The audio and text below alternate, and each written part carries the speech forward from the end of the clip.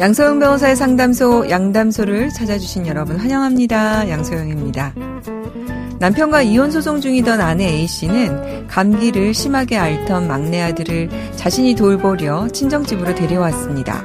그리고 친정집 인근의 어린이집에 막내 아들을 등록시키기 위해 남편 이름의 막도장을 몰래 만들어서 전입신고를 했는데요. A씨는 이 일로 사인 위조 및 위조 사인 행사 등 혐의로 재판에 넘겨집니다. 이혼 소송 중인 남편의 도장을 위조해서 자녀의 전입신고를 한 엄마, 어떻게 처벌이 되었을까요? 법무법인 승인 양소영 변호사입니다. 네, 1심은 엄마에게 유죄를 선고를 했습니다.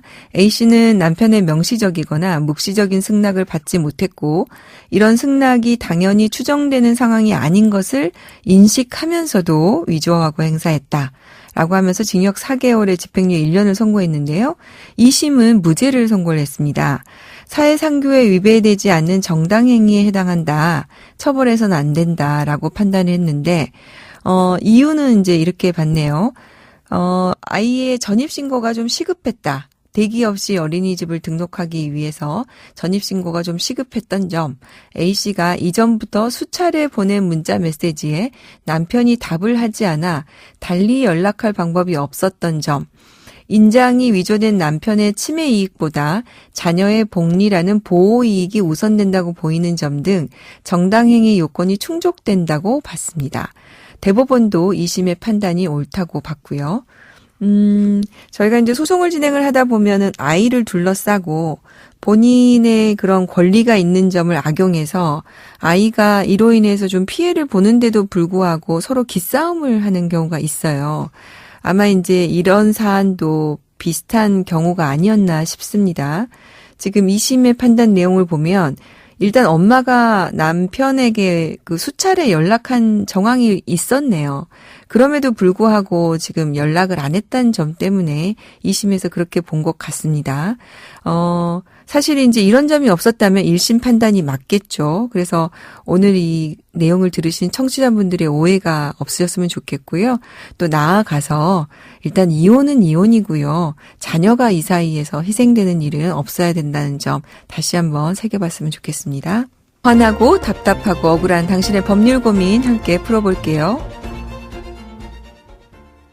오늘은 전영주 변호사님 함께 하겠습니다. 안녕하세요. 네, 안녕하세요.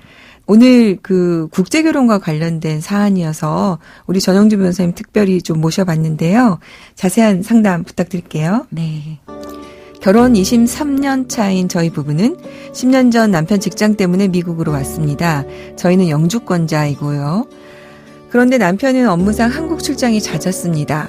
알고 보니 한국에 여자가 있어서 자주 한국에 간 거였죠.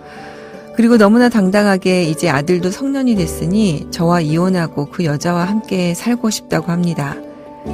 저도 더 이상 남편을 믿을 수 없어 미국에서 이혼 소송을 진행 중인데요.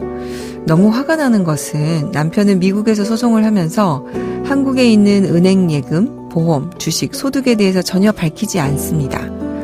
이렇게 한국 재산이나 소득을 확인하지 않고 재판이 끝나면 안 될 것 같은데 제가 한국에서도 소송을 제기해야 할까요?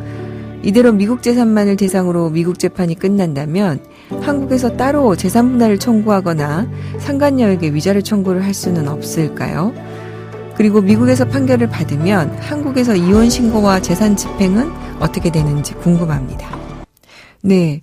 사실 이런 사례 고민하시는 분들 굉장히 많아요. 네. 오늘 사례 청취자분들 많이 좀 궁금해 하실 것 같습니다. 우리 전 변호사님이 자세하게 상담해 주실 건데요. 자, 하나씩 풀어볼까요? 자, 사례자가 지금 미국에서 이혼 소송 중입니다. 한국에서 소송을 또 제기해도 되는 걸까요? 원칙적으로 중복된 소재기, 그러니까 다시 말해서 이미 사건이 법원에 계속되어 있는데 그것과 동일한 사건에 대해서 다시 소를 제기하는 것은 나중에 제기된 소는 부적법 각하 판결을 내리는 게 원칙입니다. 네. 그런데 이제 국제적으로 소송이 중복될 경우, 예를 들어서 이제 남편은 외국에서 이혼 등 소송을 제기하고 아내는 한국에서 이혼 소송을 제기하는 경우 같은 경우에는 네. 당사자도 동일하지 않고 이게 원피고가 사실 다르죠. 그리고 네. 이혼 사유 그리고 재산 등에 관한 증거가 다를 수 있기 때문에 이것을 단순히 중복된 소재기라고 판단하기가 어려운 경우가 많습니다. 네. 그래서 종래 우리나라에서는 국제적 소송 경합에 대해서 이걸 국제적 소송 경합이라고 하는데요. 이것에 대해서 명문의 규정이 없었어서 어떻게 처리해야 할지 논란이 많았지만 그러니까 일반적으로 우리 법원은 우리나라에서 제기된 소송이 나중에 제기된 소송이라고 하더라도 재산 등 증거 조사를 허용하고 재판을 진행해 왔습니다. 네. 그 전 변호사님 말씀 들어보고 또 지금 질문 사항을 봐도 지금 미국에서 한국에 있는 재산을 조회를 하지 못하다 보니까 사실 이게 지금 한국에서 할 실익이 있어요. 그러니까 어떻게 보면은 똑같은 소송은 아니고 내용이 다르니까 곧바로 중복 소송이다, 각하다 이렇게 볼 수 없다. 또 네. 이런 생각이 드는군요. 네. 그다음에 또 저는 이런 생각이 드는데 그럼 미국 소송을 끝낸 다음에 질문에도 그 내용이 있습니다. 끝낸 다음에 한국에서 소송하는 거 이거는 어떻습니까? 미국 재판에서 이미 이제 심리된 재산에 대해서는 한국 법원에서 다시 판단받는 거는 불가능합니다. 그러니까 이미 네. 심리가 돼서 판결이 확정이 됐는데 그거를 또다시 한국에서 판결을 받아보겠다. 이런 거는 정말 중복된 소제기 금지 원칙에 반하는 것이죠. 네. 그런데 미국 소송에서 한국 재산에 대해서 심리한 적이 없는 경우 또는 이제 재판 확정 후에 재산이 추가로 발견된 경우에는 그 추가로 발견된 재산에 대해서 한국에서 재산분할 청구 소송을 할 수가 있습니다. 다만 이 추가로 발견된 재산에 대한 재산분할 청구 역시 이혼한 날로부터 2년 이내라는 제척 기간을 반드시 준수하셔야 합니다. 네.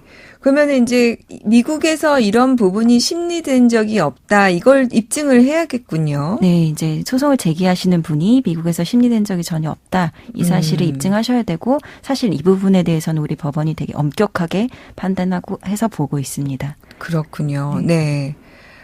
미국에서 판결을 받은 후에 지금 한국에서 상간녀에 대한 위자료 소송을 할 수 있나 이걸 또 질문을 주셨어요. 이 부분은 어떻습니까? 이것도 이제 중복 소재기 문제와 동일하게 이제 저희가 해석을 해볼 수 있는데요. 네. 미국에서 상간녀에 대한 위자료 소송을 제기한 적이 없다라고 하신다면 당연히 한국에서 별도로 그 위자료 청구 소송을 제기하실 수가 있고 미국에서 이미 판단을 받으셨다라고 하신다면 그거는 이제 판단받지 못하시는 부분입니다. 네. 다만 이제 미국에서는 상간녀에 대한 위자료 청구 소송이 허용되는 주가 그렇게 많지는 않습니다. 그렇군요. 네. 그래서 그런 상황에 따라서 그게 가능했던 상황이면 안 되는 거고 네. 그게 안 됐던 상황이면 한국에서 별도로 제기가 가능하다. 이렇게 네. 정리하면 되겠네요. 네. 네. 미국에서 판결문으로 이제 받을 경우에 또 한국에서 재산 집행을 궁금해하신 분들도 굉장히 많습니다. 네. 이 부분 얘기 나온 김에 마저 좀 정리해 주시겠어요?